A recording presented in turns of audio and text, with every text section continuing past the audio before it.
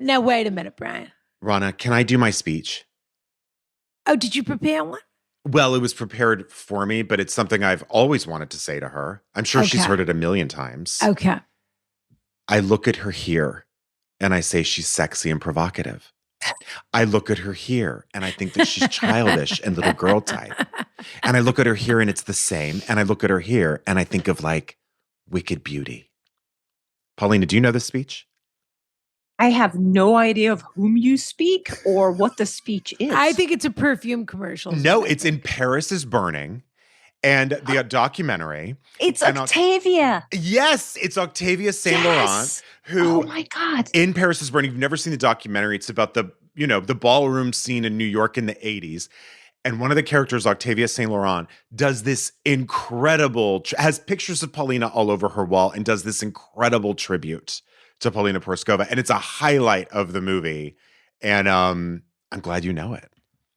Of course I know it. And I can't believe that I didn't. I sound nothing like her, to be fair. No, to be fair, you don't sound anything like her. And you perhaps didn't state it with the same level of enthusiasm as she while pointing to my pictures. So that was the confusing part. But that movie and the way she spoke about me was like the first time in my entire career, and possibly the last time, where I could take a little bit of pride in being a model. Yeah. It actually changed my outlook, because I was like, until then, I always felt a little bit like a hired body to sell product. And after I saw that movie and Octavia, I thought, oh, I'm selling a dream. Yes. And I mean, this was a young trans person who could not have been more marginalized at the time, who saw you as a way out and as a dream. A dream. And that, it still kind of makes me well up when I think about it. It was a career highlight. Probably my biggest career highlight was that moment. That's wonderful.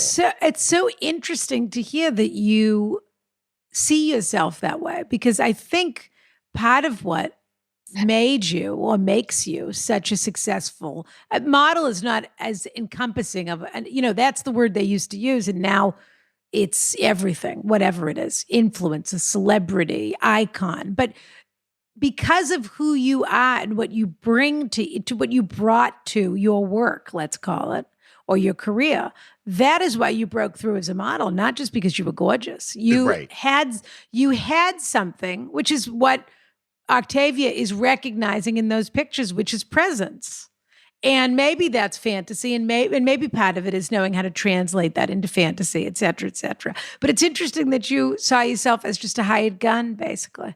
I still do. And it's so very kind of you to have a different outlook on it. But I really do think that it's a question of mathematics, how your face is, mathematically designed, and how that bounces light. So then you become photogenic or not. And then luck of being in the right space at the right time, looking the way you do. Because quite frankly, if you took this same face and put me back 100 years, I wouldn't be very popular. I wouldn't be seen as any kind of a beauty. I see what you mean. Thank you. I have to say, I can see it now. Although you really technically should disagree. You're right. Honestly, when I said it, I was like, I guess I'm saying 100 years ago, I would not think she's attractive. Yeah, thanks. I understand the things that you're saying, but I don't think, look, you could say this about, there's 1,000,001 people that want to be actors. So how does somebody break through and become a star?